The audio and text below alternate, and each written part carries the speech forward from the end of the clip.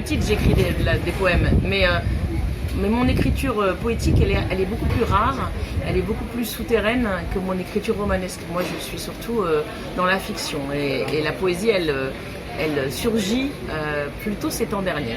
Mon premier poème, j'étais encore au collège, hein, je devais avoir dans les 10-11 ans, quelque chose comme ça. Alors mes premiers recueils sont parus aux éditions de la Margeride en livre d'artiste chez Robert Laubé.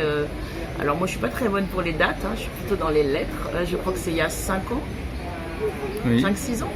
Et mon premier recueil entier, écrit toute seule, vient de paraître aux éditions Bruno Doucet, Les immenses sont leurs ailes. Alors moi en poésie, je suis vraiment, non pas une héritière parce que je n'écris pas comme lui, mais j'ai découvert la poésie vraiment avec Jacques Prévert. Parce que ce que j'aimais, je me souviens ça très petite, les premiers poèmes, c'est qu'il parlait de notre quotidien avec des mots tout simples. Et en même temps ça faisait poème et ça racontait des histoires. Ça c'était un émerveillement. Et puis un petit peu plus tard, je me souviens même adolescente, il y avait des poèmes comme Barbara, Quelle connerie la guerre, j'avais recopié, affiché dans ma chambre.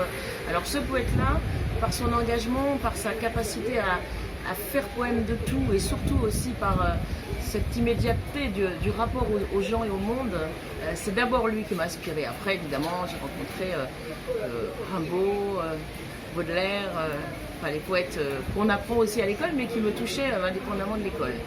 Et beaucoup plus tard, les poètes vivants contemporains, mais beaucoup plus tard. Comment vous écrivez vos poèmes? Ben, ça dépend. En fait,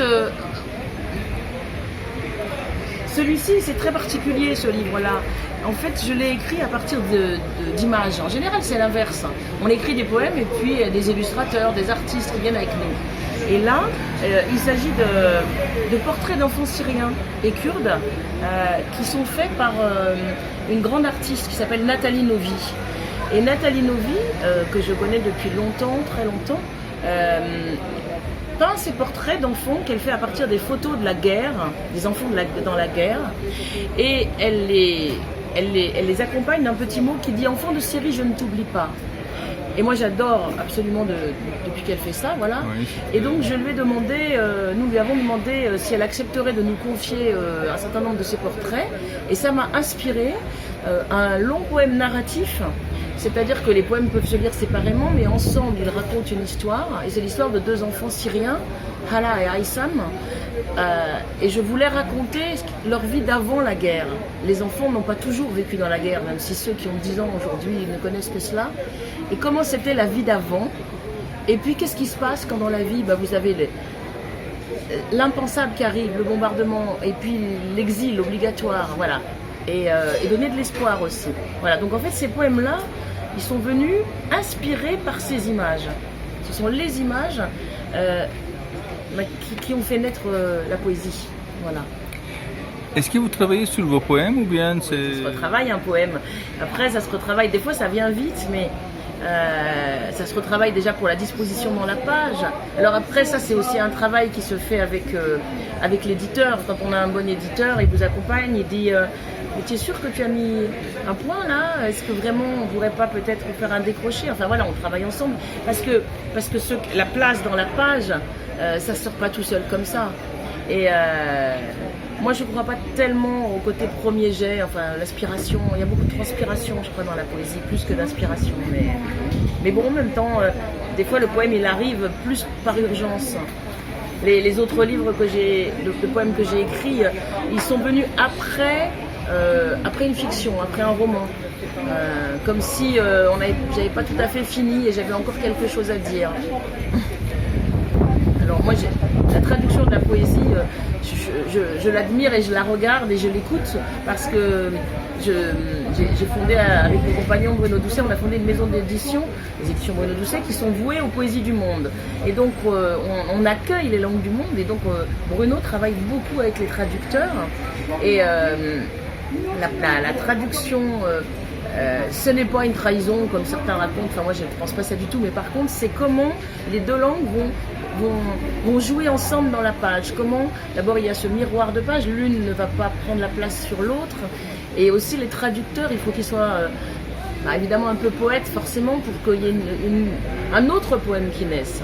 Et par exemple, j'adore la langue grecque et je suis fascinée de voir ce que Jacques Lacarrière a fait de l'immense œuvre de Yannis Ritsos, Grécité, qu'on a republié. Et quand je lis, il y a l'ampleur de Yannis Ritsos et l'ampleur de Jacques Lacarrière. Je ne sais pas si je réponds à votre question, mais la traduction comme ça, c'est une recréation. Et donc ça, c'est beau. Est-ce que la poésie est un besoin pour les autres? Alors il y a surtout ceux qui ne savent pas qu'ils en ont besoin et qui par chance un jour vont la croiser parce que dans la rue, comme ici à Sète, ils vont avoir entendu un poème ou parce que peut-être ils sont tombés par hasard sur un livre qui traînait quelque part. Et là, ils vont plus pouvoir s'en passer. Et ça, ce besoin-là, moi je suis sûre que tout le monde a besoin de poésie. Et dans les années dans lesquelles nous vivons, avec toutes ces crises, avec ces choses, ce monde qui n'est pas simple, le monde n'a jamais été simple, mais il n'est pas tellement là. Vraiment, on a besoin de poésie. Ça, j'en suis sûre. En revanche, peut-être que pendant longtemps, la poésie a été réservée à un cercle de gens qui racontaient des choses peut-être trop pour eux-mêmes, ou en tout cas qui ne se faisaient pas comprendre. Et puis, en France, hein, c'est pas pareil dans plein d'autres pays, mais en France, beaucoup de gens se sont détournés de la poésie en se disant « je comprends rien » ou « il faut apprendre par cœur les poèmes à l'école ». Et alors qu'en fait, il y a un mouvement qui recommence dans le sens inverse. On a tous besoin de poésie. Elle est celle qui nous accompagne, qui nous aide à vivre mieux et en fait plein de gens ne savent pas que la poésie c'est essentiel pour se faire du bien et pour éclairer le monde et pour s'éclairer soi-même à l'intérieur. Quand ils sont venus tout déchirer, la première fois, mon frère a dit « Tu ne savais pas, princesse, que les oreilles pouvaient pleurer ?» La première fois, la première bombe, la première explosion, je ne m'en souviens même plus. Il y en a eu tellement depuis. Mais ce que je n'ai pas oublié, ce que je n'oublierai jamais, c'est le regard de Hala. Noir de pluie, noir de la nuit, noir cri. Alors, les étoiles, c'est fini? Alors, nous aussi, on peut mourir? Alors, nous, peut-être qu'on ne va pas vieillir?